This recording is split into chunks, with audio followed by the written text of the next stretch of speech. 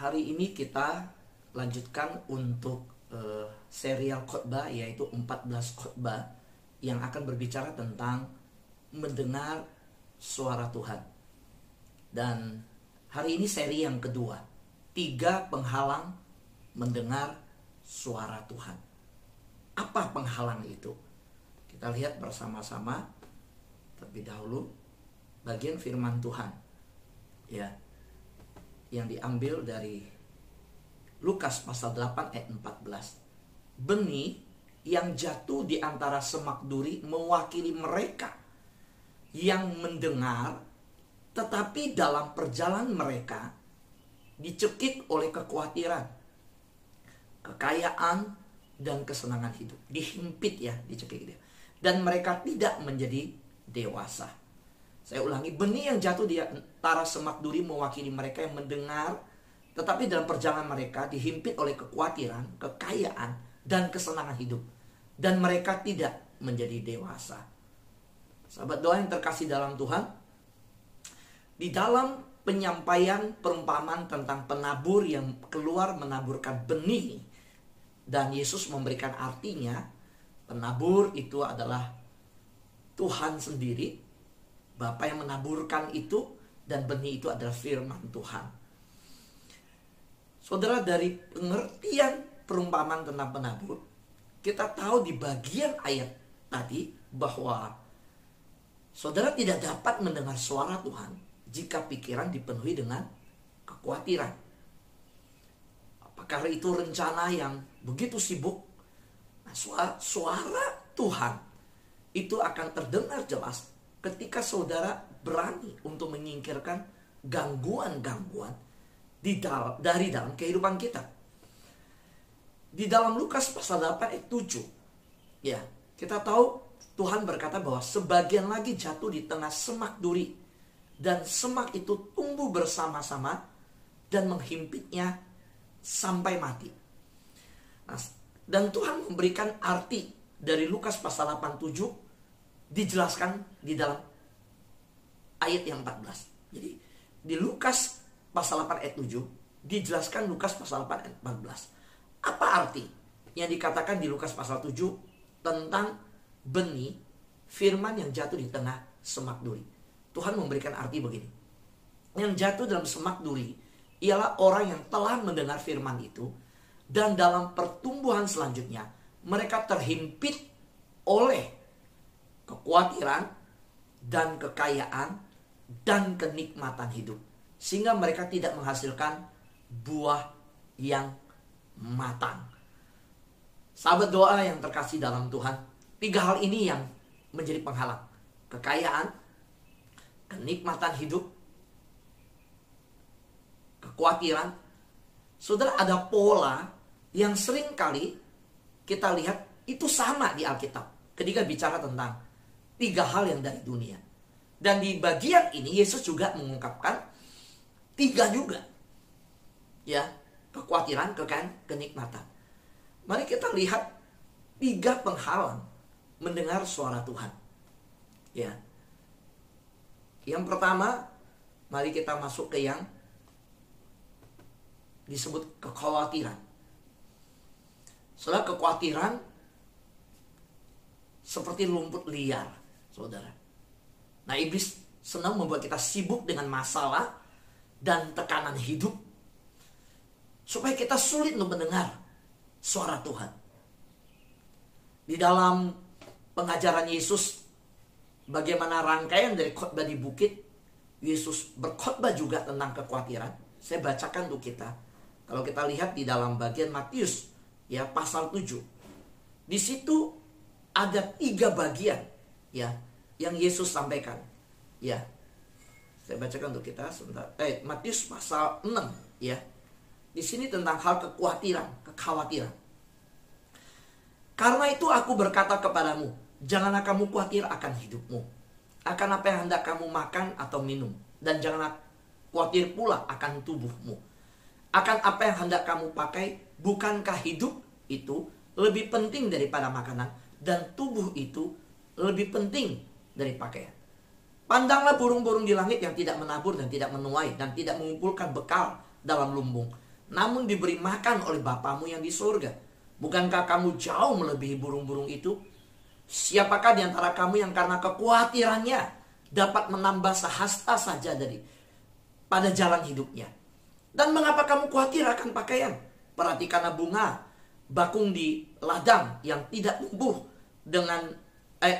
tumbuh tanpa bekerja dan tanpa memintal. Namun aku berkata kepadamu, Salomo dalam segala kemegahannya pun tidak berpakaian seindah salah satu dari bunga itu. Jadi jika demikian Allah mendadani rumput di ladang, yang hari ini ada dan besok dibuang ke dalam api. Tidakkah Ia akan terlebih lagi mendadani kamu, hai orang yang kurang percaya? Jadi orang khawatir itu disebut Yesus orang yang kurang percaya, kurang iman.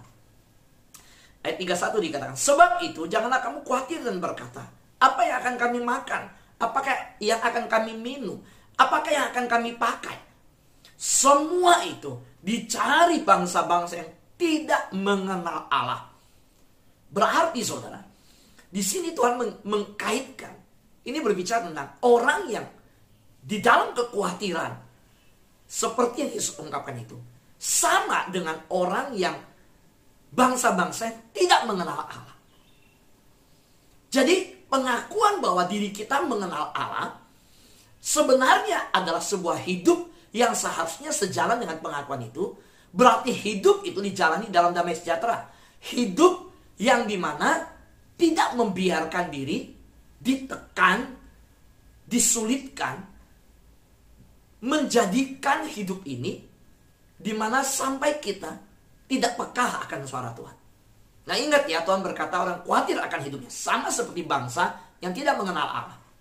Jadi walaupun kita ke gereja, kita beribadah, kita melakukan tindakan kekristenan, kita melakukan ritual ibadah kekristenan, tetapi bahkan selesai kita berdoa, kita tetap hidup dalam kekhawatiran kita. Tuhan berkata, kamu seperti bangsa yang tidak mengenal Allah. Nah ini kontradiksi.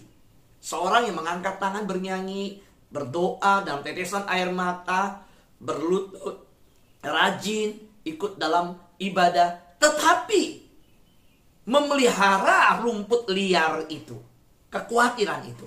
Maka Tuhan bilang, kamu sama seperti orang tidak mengenal Allah. Dan kedua, kamu adalah orang yang kurang percaya. Tetapi Tuhan berkata, carilah dahulu kerajaan Allah dan kebenarannya, maka semuanya itu akan ditambahkan kepadamu. Sebab itu janganlah kamu khawatir akan hari besok, karena hari besok mempunyai kesusahannya sendiri. Kesusahan sehari cukuplah untuk sehari. Amin. Sahabat doa yang terkasih dalam Tuhan. Yang kedua, apa yang menjadi penghalang seorang untuk mendengar suara Tuhan? Sampai tidak ada waktu untuk baca Alkitab, untuk berdiam diri, bagaimana membiarkan apa yang sudah dibaca, firman Tuhan yang sudah didengar berbicara pada diri sendiri. Itu karena apa? Kedua, ini Tuhan yang mengungkapkan, yaitu kekayaan. Ada begitu banyak orang yang sibuk menghasilkan lebih banyak uang daripada yang dibutuhkan. Sangat cukup, sudah cukup, nggak kekurangan, mungkin sampai 7 turunan. Tetapi tidak pernah punya waktu untuk bersama dengan Tuhan. Itu sangat menghambat pertumbuhan rohani. Sama seperti orang kaya yang berkata, hai jiwaku, lihatlah. Wah ini begitu banyak udah ditimbun, lumbung-lumbung yang ada segala macam. Semua perkataan orang kaya tersebut, dia lupa berkatnya datang dari Tuhan. Sampai dalam hal itu Tuhan berkata, hai engkau orang bodoh, kalau jiwamu dicabut malam ini buat apa yang kamu timbun semua? Kalau kamu gak didik anakmu di dalam Tuhan, yang kamu timbun semua juga dihabiskan anakmu nanti. Nah, sahabat doa yang terkasih dalam Tuhan, saya menemukan Alkitab bicara tentang kekayaan sangat sering. Di dalam Matius pasal 19 ayat 23 sampai 24, Yesus berkata kepada murid-muridnya, aku berkata kepadamu, sesungguhnya sukar sekali bagi seorang kaya untuk masuk ke dalam kerajaan sorga. Sekali lagi aku berkata kepadamu, ini penting berarti ya, ulangi lagi. Lebih mudah seekor unta masuk melalui lubang jarum daripada seorang kaya masuk ke dalam kerajaan surga. Cerita ini di Matius pasal 19, bagian ini, perikop ini bicara tentang seorang pemuda yang datang mau ikut Tuhan. Saudara, kalau mau ikut Tuhan, Tuhan bilang, kembalilah, jualah hartamu, bagikan ke orang miskin. So dia pergi dengan lesu, dia pergi dengan loyo. Dan disinilah kalimat itu muncul. Yesus bilang, sesungguhnya sukar sekali bagi seorang kaya untuk masuk ke dalam kerajaan surga. Di mana hartamu berada, di situ hatimu berada. Tuhan mengkoreksi pemuda ini yang dengan bangga, dengan sombong berkata, aku mau ikut engkau Tuhan, aku siap. Nah Tuhan, ikut Tuhan itu harus siap pikul salib. Ikut Tuhan itu ada harga yang harus dibayar. Saudaraku terkasih dalam Tuhan, di dalam Timotius pasal 6 ayat yang ke 9 dan 10 berkata, tetapi mereka yang ingin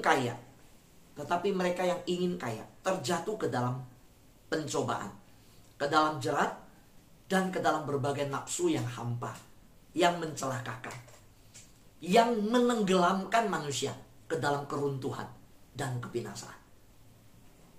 Yakobus meningkatkan peringatannya, ya, ke dalam jerat, ke dalam berbagai nafsu yang hampa, nafsu yang mencelakakan, yang menenggelamkan ke dalam keruntuhan, kebinasaan. Ini progresif, ya. Saudara, peringatan yang begitu keras.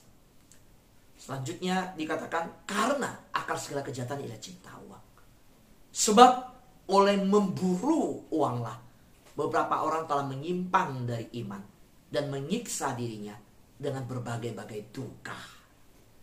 Ada satu buku di waktu-waktu yang saya lupa tahun berapa, sudah cukup lama, judulnya Pemburu Tuhan. Nah, Timotius di sini berkata memburu uang. Soalnya ada dua pilihan hidup. Kita memburu, mengejar kehadiran Tuhan, tertanam di hadirat Tuhan, tertanam firman Tuhan. Atau kita tertanam dalam obsesi yang ditawarkan oleh dunia ini. Selanjutnya di ayat 17, di perikop yang sama di bagian ini, kalau tadi ayat 9, 10, nah di ayat 17, peringatkanlah kepada orang-orang kaya di dunia ini, agar mereka jangan tinggi hati, dan jangan berharap pada sesuatu yang tak tentu, seperti kekayaan. Nah, ketika mengkaitkan tinggi hati dan berharap pada sesuatu yang tak tentu, Timotius memberi contoh seperti kekayaan. Berarti Timotius menyadari betapa godaan, tantangan, seperti yang Yesus peringatkan tentang orang kaya sulit masuk kerajaan surga. Bahwa kekayaan ini, mamon ini, uang ini, itu rentan sekali membuat orang tinggi hati. Dan dia ingatkan, jangan berharap pada sesuatu yang tak tentu. Dan disebut langsung Timotius, yaitu kekayaan. Jadi kekayaan itu gak tentu, saudara. Timotius berkata, melainkan pada Allah yang dalam kekayaannya memberikan kita segala sesuatu untuk dinikmati. Kalau di dalam bahasa lain ada disebut bahasa Tionghoa ya, Fu Lu Siu. Saudara, kalau tiga ini nggak lengkap nggak bisa nikmatin katanya. Nah, saudara, demikian juga kita menyadari kalau ada orang berkat tapi tidak ada umur panjang, juga nggak ada artinya. Maka orang kaya yang berkata dengan sombong, dengan lumbung yang dibuatnya, Tuhan berkata, kalau malam ini jiwamu diambil, buat apa semua itu? Demikian juga kalimat ini berkata, melainkan pada Allah yang dalam kekayaannya memberikan kepada kita segala sesuatu. Jadi gini, segala sesuatu yang kita miliki, itu pemiliknya itu Tuhan, saudara. Ownernya itu Tuhan. Nah, kita ini harus memanage dengan baik apa yang Tuhan percayakan ke hidup kita. Kita ini cuma pengelola yang akan diminta pertanggungjawaban dari kita oleh Tuhan.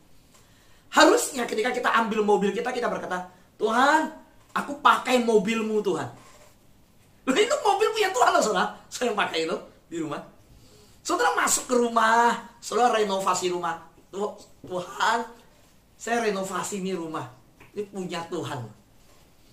Jadi kalau mobil kita di jalan penyok sama orang, saudara, kita ngomonglah sama Tuhan. Tuhan, mobilmu penyok loh Tuhan.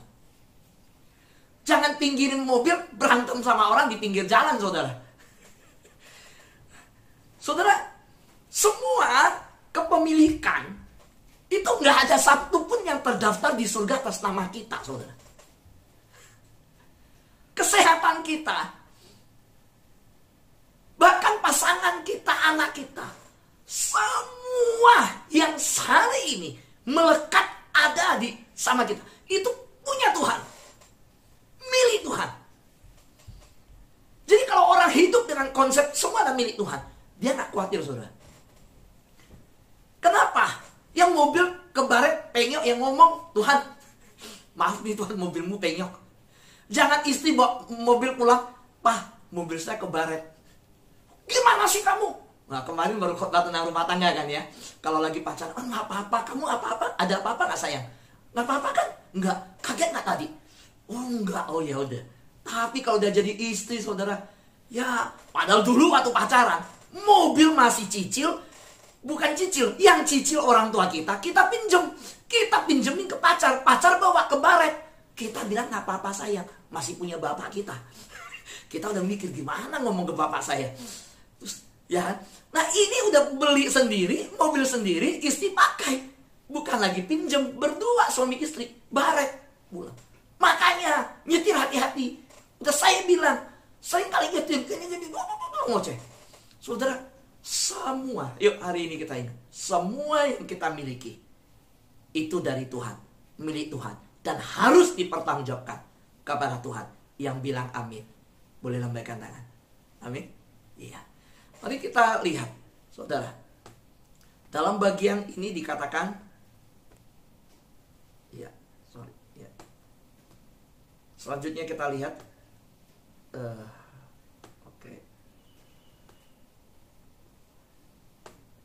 yaitu kesenangan. Tidak ada yang salah dengan kesenangan ya. Kalau bisa menikmati itu juga anugerah Tuhan. Tetapi terlalu sibuk mengejar kesenangan. Kan tadi memakai kata memburu ya, itu pernah Timotius bilang. Sehingga kehilangan Tuhan, kehilangan rencana Tuhan untuk hidup kita. Itu yang masalah. Saudara yang terkasih dalam Tuhan, di 1 Yohanes pasal 2 16 sampai 17 berkata, sebab semua yang ada di dalam dunia, yaitu keinginan daging, keinginan mata, serta keangkuhan hidup, bukanlah berasal dari Bapa, melainkan dari dunia. Dan dunia ini sedang lenyap dengan keinginannya. Tetapi orang yang melakukan kehendak Allah tetap hidup selama-lamanya. Saya berdoa, sahabat-sahabat, doa yang tiap pagi berkumpul, tiap malam kita tertanam di hadirat Tuhan, di worship night. Kita adalah orang-orang yang hidup melakukan kehendak Allah. Dan orang melakukan kehendak Allah tetap hidup selama-lamanya. Saudara, biarlah kita yang sedang berkemas-kemas. Saudara sudah berkemas belum? Saudara, hidup kita ini perjalanan menuju kekekalan. Seperti orang yang akan berangkat udah siapin koper berkemas-kemas. Suatu hari kita harus siapin barang berkemas-kemas, saudara. Artinya bereskan semuanya untuk siap menghadap Tuhan. Dan Yohanes bilang 3 hal yang di dalam dunia. Keinginan daging, keinginan mata, serta keangkuhan hidup. Nah, saya mempelajari tadi di Matius pasal 6. Ternyata dalam khotbah yang Yesus sampaikan, itu juga 3 hal yang disinggung oleh Yesus. Masuk ke wilayah ini. Ada yang di sini. Tadi kita baca perikop tentang hal kekhawatiran. Saya baca 1 perikop selesai. Itu bicara tentang itu. Ya. Juga hal mengumpulkan harta. Saudara, dalam perikop itu, kalau saudara baca Matius pasal 6, ayat 16 sampai dengan ayat yang ke-18, itu bicara hal berpuasa. Saudara, hal berkuasa sangat berlawanan kedagingan. Nah, mudah. Selesai Yesus berkhotbah tentang hal berkuasa, Yesus berkhotbah tentang hal mengumpulkan harta. Ayat 19 sampai ayat 24. Itu bicara tentang apa? Kalau Timotius bilang, kekayaan itu sangat rentan untuk menjadikan seseorang jatuh dalam kesombongan. Dan Yesus berkhotbah lagi tentang apa? Hal kekhawatiran yang tadi saya baca. Ayat 25 sampai dengan ayat 34. Itu juga wilayahnya yang seperti ini. Kalau kita lihat pencobaan Yesus, mengubah batu menjadi roti, lompat dari bumbungan bait Allah. Lalu iblis menawarkan, engkau lihat seluruh kerajaan yang ada, aku berikan kepadamu, kerajaan dunia ini.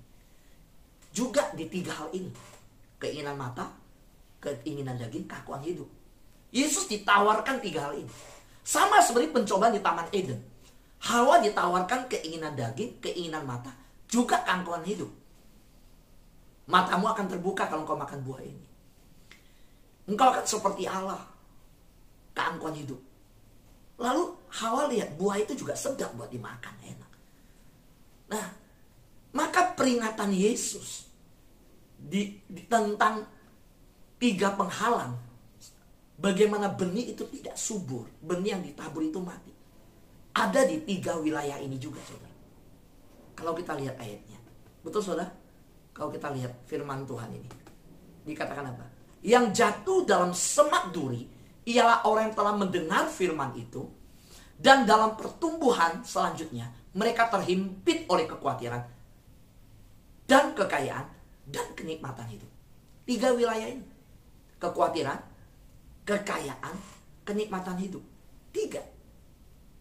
Saudara, kalau kita lihat di bagian yang tadi, ya, disebutkan apa? Keinginan daging, keinginan mata, serta keangkuhan hidup. Kalau saudara cocokkan 3 hal itu, sama. Mari kita minta Tuhan pertajam pendengaran kita setiap pagi. Mari kita doa Tuhan jadikan hati kita menjadi tanah yang subur. Saudara, rumput, ya, rumput itu adalah tanda kelalaian. Saudara, di depan rumah saya itu konblok, saudara. Karena depan rumah saya konblok, ada orang yang kalau tanya saya tanah saya floor atau saya kasih konblok ya. Saya bilang jangan kecuali untuk parkiran di konblok. Tapi kalau untuk yang lain lebih baik di floor. Kenapa? Konblok itu di sela-selanya bisa tumbuh rumput. Nah, rumput itu kita nggak pelihara. Tidak ada orang yang sengaja pelihara rumput. Nggak mau, nggak ada. Saudara, termasuk ladang saudara. Kita dari berbagai tempat di Indonesia. Saudara punya ladang, saudara tidak akan tanam rumput. Saudara akan tanam hal yang lain. Padi, terong. Saudara punya kebun. Nah, yang sudah pensiun seneng ya punya kebun. Ya kan bisa main di kebun gitu kan ya. Nah, itu salah satu alternatif untuk hidup ini diisi, kan begitu kan ya, kesibukan. Nah saudara, rumput itu tanda kelalaian. So kalau datang ke kebun saudara ada pekerja kebun, sebulan kemudian datang, 2 bulan, 3 bulan, terus ada rumput banyak. Nah itu lalai, itu pekerja itu lalai. Terus jika rumput liar tumbuh di taman rohani kita, itu berarti saudara tidak merawat halaman kebun rohani saudara. Nah, ini yang jadi peringatan daripada Tuhan. Nah, ketika saya melihat tentang rumput di halaman depan rumah saya jadi ingat, rumput dalam kehidupan rohani itu menunjukkan apa? Bahwa kita mengabaikan waktu dengan Tuhan. Saudara, yuk, jangan abaikan waktu dengan Tuhan. Kalau saudara punya waktu, begitu banyak hal untuk kerjaan di dunia, saudara harus punya waktu dengan Tuhan juga. Saya ingin menasehati sebuah nasihat yang saya dapat untuk diri saya sendiri. Baru saya bagi ke saudara. Saudara luangkan waktu saudara setiap hari untuk merawat taman rohani saudara. Karena ini saya lakukan. Termasuk kita sama-sama lakukan setiap pagi, setiap malam. Di luar waktu itu secara pribadi saya lakukan. Luangkan waktu setiap hari untuk merawat taman rohani saudara. Cabut rumput liar. Jangan sampai saudara lalai. Saudara, rumput liar itu segera setelah saudara lihat ada, muncul, saudara segera cabut. Sehingga rumput liar itu tidak mengambil alih pekerjaan Tuhan. Pekerjaan baik yang Tuhan siapkan. Yang Tuhan ingin Anda lakukan dalam hidup Anda. Kalau saudara sibuk dengan kekhawatiran, disibukkan oleh masalah, disibukkan oleh tekanan hidup, makan, pakai, minum yang Yesus katakan. Saudara dihimpit oleh kekhawatiran, persoalan kekayaan. Saudara dihimpit oleh persoalan Yesus katakan 3 hal itu. Kekhawatiran, kekayaan, kesenangan hidup. Saudara, 3 hal itu. Rumput liar ini.